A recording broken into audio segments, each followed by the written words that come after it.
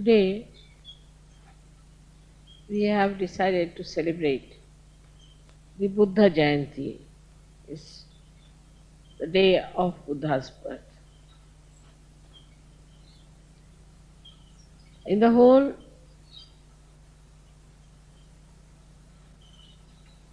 map of time, Buddha came to this earth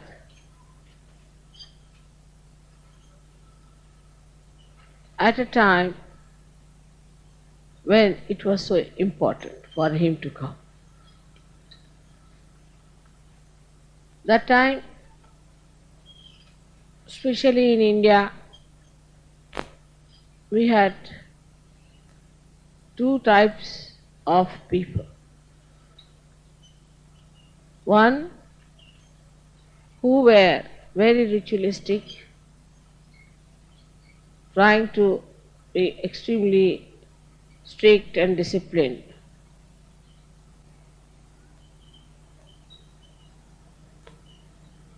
And the another were the people who were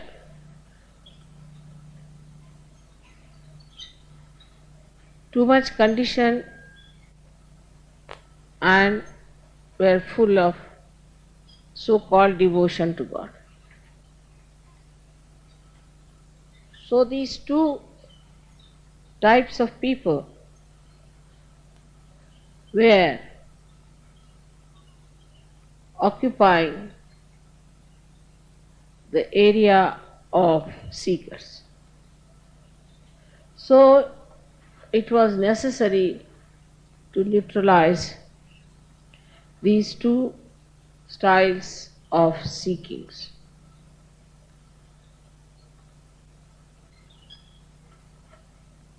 Buddha and Mahavira are in essence supported by Hanumana and Bhairava. That is, as you know, Gabriel and Saint Michael. The principle that took birth is the principle of a disciple. And this principle was born much earlier as the two sons of Sri Rama. This principle was brought on this earth and incarnated. One, to conquer the ego of human being. Another one, to conquer the superego of human being. Buddha, when he was born, he found that there was misery everywhere. And the misery, according to him, was due to the desires we have. So, to be desireless is the best way to achieve nirvana. That's what he came to conclusion. But how to become desireless? You are sitting in the sand, and if you see the sand doesn't get attached to anything. You put anything on it, it will not spoil anything. You put water, it will stick on, and as soon as you try to throw it away, the whole thing will disappear into thin air. So, to develop that kind of detachment or to develop a life which was desireless was his aim. And that's why I say he was a disciple principle. So the disciple principle has to find out the way and method. While the Guru principle are the people who have already found out. Because he has to create a way and path. So he studied all kinds of books, went to many places, He read Upanishads. Then he saw the people who are busy with Vedas and were doing all kinds of ritualism. With the ritual, they never got the realization, which is actually the first verse of Veda, is that by reading the Vedas and by doing all the rituals of the Vedas, if you do not become Vida, means self-realized. Vida word means to know. If you don't know the divine on your central nervous system, then you are just missing the point. It is all useless for you to read Vedas. So he went into various areas of search. As today we find many seekers have been going to many people to find out the truth.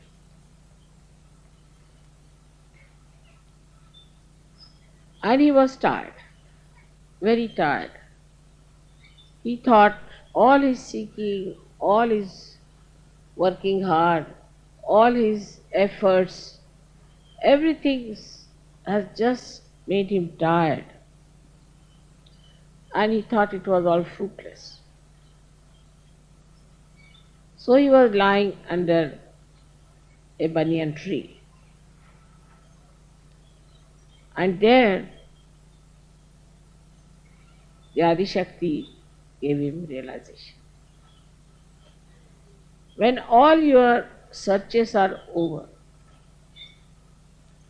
people search in money, in power, in love, and all kinds of things.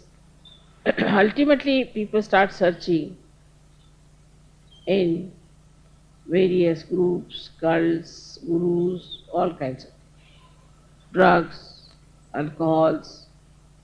Whichever way are possible, they try to search.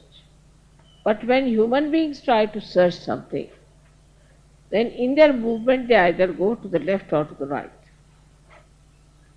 And he, being such an ardent seeker and such a truthful seeker, he could see very clearly that this is not the path of going left or right. But there has to be some ascent, but how to achieve it? Who is going to give him self-realization? All that tiredness, he laid down himself under a tree, and suddenly he got his realization. When he got his realization, he started understanding why this problem of conditioning and ego is there.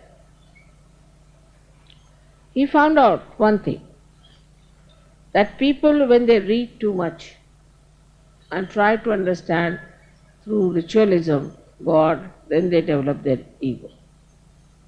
The other side, he found out that when people just with some desires go on praying to God, give me this, give me that, they become mad. And when he realized it, then only at that moment when he was tired, he got his realization. This is exactly what is happening today in the modern times. That those who were seekers have been seeking the divine on the left and right hand side. Nowadays they are jogging. I don't know what they are going to achieve through jogging. They are jogging like mad. Then they are ardent Christians, ardent Muslims, fighting the whole world for their religion, for their God, for in the name of Muhammad Sahib, in the name of Krishna, in the name of everything. Then they think that religion is in danger. I mean, it is not.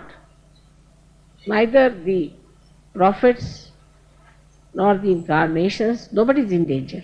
Not at all. How can they be? And no religion, if it is true religion, can be in danger. But this he only realized after his realization. But his followers who came, did not see the point that ultimately it is self-realization is talking. Actually took all the care to see that people should get their self-realization first.